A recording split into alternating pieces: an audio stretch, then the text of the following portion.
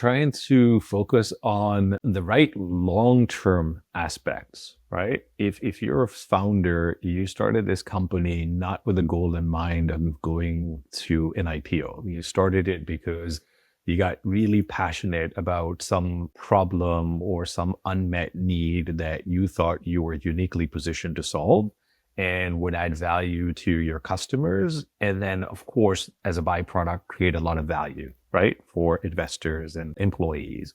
And I think that should still be the goal, right? Of, hey, this is a milestone or a step in the process. Hopefully, you're still very bullish about the future and the untapped growth that is still ahead.